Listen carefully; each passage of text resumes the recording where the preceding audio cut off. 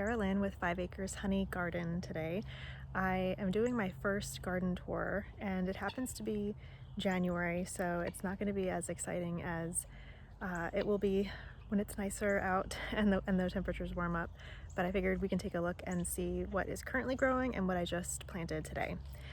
We've had some mild weather and the temperatures seem like they'll be pretty mild going forward in the 50s and slightly below freezing, but I'll show you some of the protection that I have set up for the plants.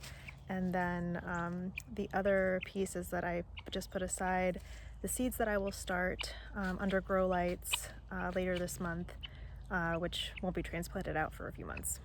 So let's take a look.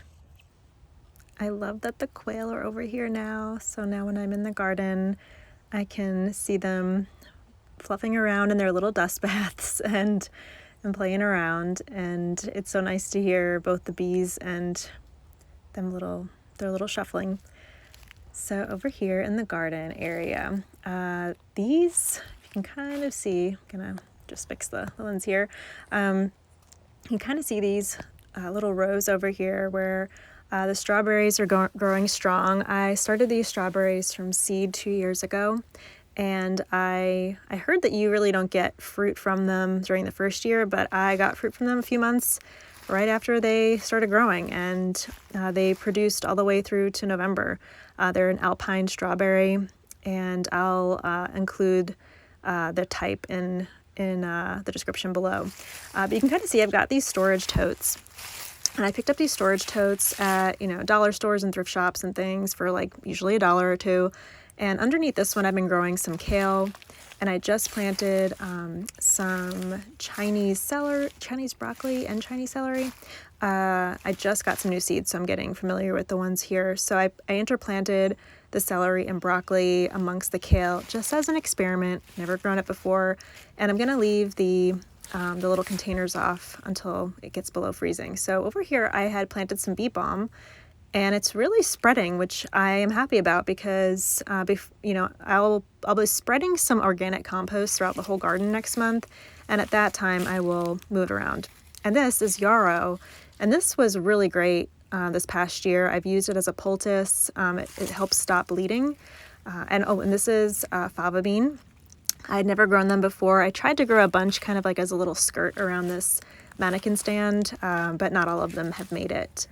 And over here, I've got sweet alyssum with some carrots, and I forget what kind of carrots I've sowed. I do have notes somewhere, and I can pull them out at some point, but I've been growing them kind of underneath the cover. I moved that little storage tote over on the really cold nights, but otherwise they're just kind of hanging out there. I'm not watering them, just letting them do their thing. On the coneflower over here, I had just kind of let them go to seed, and there were some sunflowers over here too that I just let the birds take care of. But I haven't cleaned anything out yet. I'm going to do that when I do all the compost next month. But down here I've got more strawberries. I kind of put them interplanted in a row on the other side, but then I have them just randomly around the garden. And I just planted some peas along this trellis, Alaska peas. And under that rock, and there's another rock under the leaves here, are some carrot seeds. I wait about 10 days before I remove the rocks. And this is either cauliflower or broccoli. I got it as a transplant from a feed store, and not much has really happened with it. I planted it last fall. I just threw in some Ragged Jack. I think it's called Ragged Jack kale, just in front to see what happens. And what's interesting here is I had a few blackberry plants in pots, and it appears one of their roots just kind of took off here. And this lemongrass, I'm going to wait a few days for it to dry out because it just rained, but I'm going to chop that up into small pieces and put it in with the quail with their bedding. It's supposed to be good for them. And this was holy basil. I put it around the garden, but also in this corner because it was closest to the bees. And I've got, it looks like some of the cress, like the seeds must have just taken over, and they're all over the garden. I really should be harvesting it and using it, so I'm going to do that soon. And I just as an experiment planted some kohlrabi among the fava beans here, and also some leeks just to see if anything happens. And I've got that little cover, and on the really cold nights I will cover it up.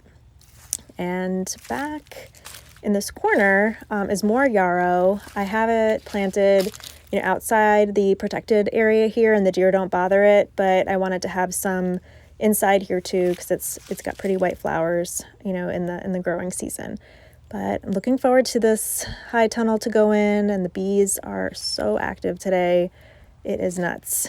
And over here, I had planted so many Brussels sprouts last year, twice, but I had sweet potatoes through here, which I had never harvested, never grew them before, and the vines took over, and only this one little Brussels sprout made it, but it's like not really much is happening. So lesson learned.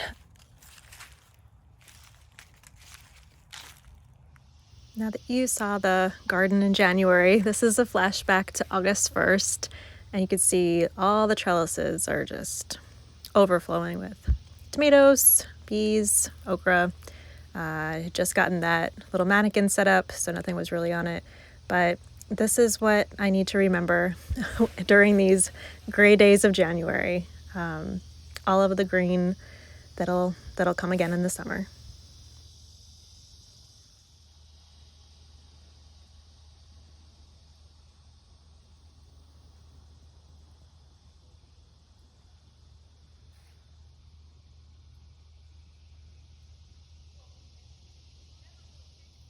Outside of the planned garden, I'm learning about usnea, which is a lichen. And here's a closer look. It's a algae and fungus combined. I just found a bunch of usnea on this branch. And since I am new to foraging, from what I understand, you're not supposed to take more than 10%. So I just took a teeny bit off, since I'm finding plenty elsewhere around the yard. And I think I have enough for tincture now.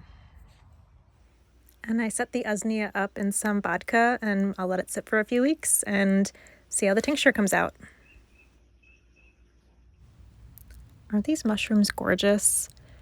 I love how they look with the moss and the light, and I wish I knew more about foraging to learn what these are, and I just know I don't have the time right now with the garden and the bees, but they're so pretty. This is an area I'm considering planting some trees that we can succession harvest for firewood. Still not sure yet. And my pond is doing really well. I need to order the soil like this week and get the area here covered with some cardboard before putting the soil down and get the plants in. It's gonna look so nice this spring, but need to get in before the weeds get there first. The apple trees are pretty much on their own right now. I'm probably not gonna have time this year to do very much in this space. I am gonna lay a barrier down to kill any weeds and grass in the area, so that way in the fall I can really start to focus on it. And I'm still just observing this space. It gets so waterlogged.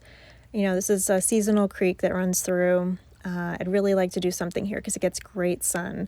But thanks for watching. Thanks for taking the tour. And hopefully there'll be more growing by the time the February garden tour comes around.